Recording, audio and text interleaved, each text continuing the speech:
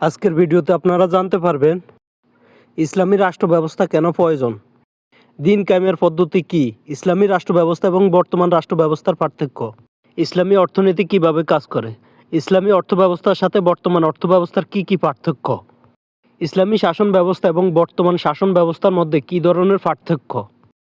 ইসলাম একটি পূর্ণাঙ্গ জীবন বিধান। বর্তমান প্রেক্ষাপটে একজন মুসলমানের রাজনৈতিক দায়িত্ব এবং দিন কায়েমের সঠিক কর্মপন্থা সম্পর্কে ইসলামের মৌলিক শিক্ষা তুলে ধরা হলো। ইসলামী আইন বা বিধান যদি সমাজ ও রাষ্ট্রে বাস্তবায়িত না হয় তবে দিন বা ধর্ম পূর্ণাঙ্গ প্রতিষ্ঠা হতে পারে না। আল্লাহ তাআলা বলেন, নামাজ কায়েম করো, জাকাত দাও, দিন কায়েম করো, এটাই সঠিক ধর্ম। দিন বা ইসলাম রাষ্ট্রের অবিচ্ছেদ্য অংশ। হযরত ওমর রাদিয়াল্লাহু তাআলা আনহু বলেন, নিশ্চয়ই আল্লাহ তাআলা ক্ষমতা বা রাষ্ট্র দিয়ে যা করেন তা কোরআন দিয়েও করেন না। কোরআন মানুষকে হেদায়েত দেয়, নসিহত করে এবং পরকালের ভয় দেখায়। যারা ঈমানদার এবং যাদের হৃদয়ে আল্লাহর ভয় আছে তারাই কোরআনের নির্দেশ শুনে নিজেদের সংশোধন করে নেয়। সমাজে এমন অনেক মানুষ থাকে যাদের অন্তরে আল্লাহর ভয় কাজ করে না, বা যারা কেবল উপদেশের মধ্যে অন্যায় থেকে বিরত হয় না। এই ধরনের অবাধ্য ও অপরাধী লোকদের দমন করার জন্য এবং সমাজে শান্তি বজায় রাখার জন্য রাষ্ট্রীয় শক্তি ও কঠোর আইন প্রয়োগ করা হয়। ইসলাম কেবল ধর্মতত্ত্ব নয়, বরং শাসনেরও গুরুত্ব রয়েছে। ধর্ম ও শাসন একে অপরের পরিপূরক। ইসলামে ধর্ম ও রাজনীতি আলাদা করার কোনো সুযোগ নেই।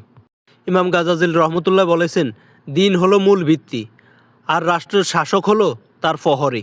যার ভিত্তি নেই সে দশে পড়ে, আর যার প্রহরী নেই সে হারিয়ে যায়। নামাজ রোজা যতই করি না কেন, যখন ভিত্তিই থাকবে না তখন এমনিতে দশে পড়বে। আর যখন তার পর্যবেক্ষণ না করবে, রক্ষণাবেক্ষণ না করবে, তখন একসময় সে এমনিতে হারিয়ে যাবে। কোরআন ও সুন্নাহ অনেক বিধান আছে যা ব্যক্তিগতভাবে পালন করা সম্ভব নয়, যেমন শ্রমিকের হক, এতিমের হক, চুরির দণ্ড, হত্যাকাণ্ডের বিচার, উত্তরাধিকারী আইন, রাসূল সাল্লাল্লাহু আলাইহি সাল্লামের অবমাননাকারীর বিচার, রাষ্ট্রীয়ভাবে জাকাত সংগ্রহ ও বন্টন এবং সুদভিত্তিক ব্যবস্থা উচ্ছেদ করা, সমাজ থেকে অন্যায় দূর করা এবং ইনসাফ কায়েম করা। এই কাজগুলো করার জন্য রাজনৈতিক ক্ষমতার প্রয়োজন। ক্ষমতা ছাড়া এই বিধানগুলো কেবল কিতাবে সীমাবদ্ধ থেকে যায়, বাস্তবে রূপ নেয় না। রাষ্ট্র যদি ইসলামের আদেশে না চলে তবে সমাজ থেকে ফিতনা ফাসাদ দূর করা এবং দিন পূর্ণাঙ্গভাবে কায়েম করা অসম্ভব হয়ে পড়ে। যদি যোগ্য নেতৃত্ব বা ইসলামের রাজনৈতিক শক্তি না থাকে তবে মুসলিম উম্মাহ বিশৃঙ্খলের মধ্যে পড়ে যায়। রাসূলুল্লাহ সাল্লাল্লাহু আলাইহি সাল্লাম এবং তার পরবর্তী খেলাফায়ে রাশেদিন রাজনৈতিক নেতৃত্বের মধ্যে বিশাল ভূখণ্ডে আল্লাহর দিন প্রতিষ্ঠা করছিলেন। যদি ইসলামিক আইন বা হুকুমত প্রতিষ্ঠা না হয় তবে দিন কেবল ব্যক্তিগত ইবাদত বা নামাজ ও রোজার মধ্যে সীমাবদ্ধ হয়ে পড়ে।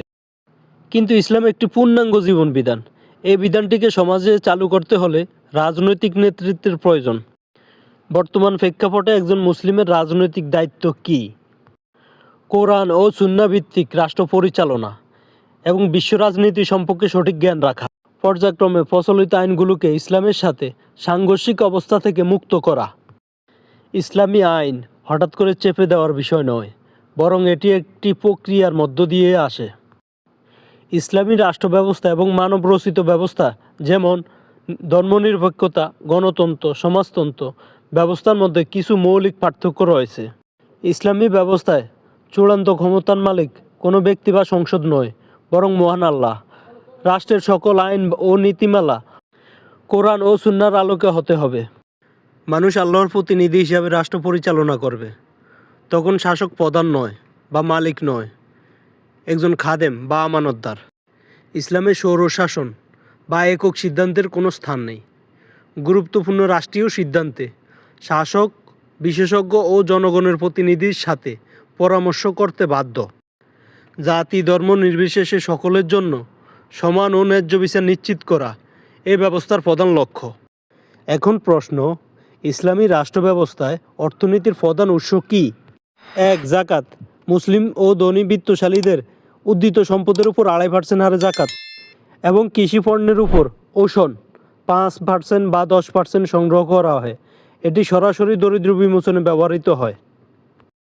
খারাজ ও জিজিয়া। অমুসলিম নাগরিকদের জানমালের নিরাপত্তার বিনিময়ে নেওয়া নামমাত্র কর বা জিজিয়া। এবং ভূমিকর খারাজ, খুমস, খনিজ সম্পদ, গুপ্তধন, যুদ্ধলব্ধ সম্পদ এর 20% রাষ্ট্রীয় কোষাগারে জমা হয়। উসুর, এটি এক প্রকার বাণিজ্যিক শুল্ক যা ব্যবসায়ীদের উপর কার্যকর হয়। মালিকানাহীন সম্পত্তি, যার কোনো উত্তরাধিকারী নেই, এমন সম্পদ বায়তুল মালে জমা হয়। এখন প্রশ্ন হলো, বায়তুল মাল কোন কোন কাজে ব্যয় হয়? ধর্ম, বর্ণ বিভেদহীনভাবে অভাবী, এতিম, বিধবা এবং অক্ষম ব্যক্তিদের মৌলিক চাহিদা যেমন খাদ্য, বস্ত্র, বাসস্থান নিশ্চিত করা হয়। সরকারি কর্মকর্তা ও সেনাবাহিনী, রাষ্ট্র পরিচালনায় নিয়োজিত ব্যক্তিদের বেতন ও প্রশাসনিক খরচ। জনকল্যাণমূলক কাজ যেমন রাস্তাঘাট, সেতু, হাসপাতাল, শিক্ষা প্রতিষ্ঠান এবং পানির ব্যবস্থা করা। ঋণ মুক্তি, যারা ঋণগ্রস্ত কিন্তু শোধ করার সমর্থ নেই, বায়তুল মাল থেকে তাদের ঋণ পরিশোধ করে দেওয়া হবে। দুর্ভিক্ষ, মহামারী, প্রাকৃতিক দুর্যোগের সময় সাধারণ মানুষকে সহায়তা করা। ইসলামী ব্যবস্থার সাথে বর্তমান ব্যবস্থার কিছু পার্থক্য। বর্তমান ব্যবস্থা আধুনিক কেন্দ্রীয় ব্যাংক, রাজস্ব বোর্ড। ইসলামী ব্যবস্থায় সুদ সম্পূর্ণ মুক্ত, বিনিয়োগ ও উৎপাদনমুখী ব্যবস্থা। বর্তমান ব্যবস্থা সুদের উপর ভিত্তি করে পুরো ব্যবস্থা পরিচালিত। ইসলামী ব্যবস্থার লক্ষ্য ইনসাফ ও পরকালীন জবাবদিহিতা।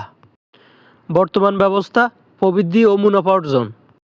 ইসলামী ব্যবস্থায় আগে গরিবের হক বা অধিকার। বর্তমান ব্যবস্থায় আগে রাষ্ট্রীয় ঋণের কিস্তি। ইসলামী ব্যবস্থায় খলিফা জনগণের কাছে এবং আল্লাহর কাছে দায়বদ্ধ। আর বর্তমান ব্যবস্থায় রাজনৈতিক সরকার, সংসদ জনগণের কাছে দায়বদ্ধ। সার কথা বা মূল কথা, রাজনীতি যদি হয় আল্লাহর বিধান প্রতিষ্ঠার মাধ্যমে, তবে তা ইবাদত।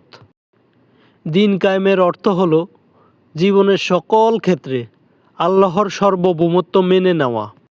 ধর্ম, বর্ণ নির্বিশেষে সকলের জন্য একটি আস্থাভাজন, ন্যায় শাসন এবং উন্নয়নমুখী একটি রাষ্ট্র পরিচালনা। আর বর্তমানে আপনি কোন পরিবেশ দেখতে চান, এর দায়ভার এখন আপনারই হাতে।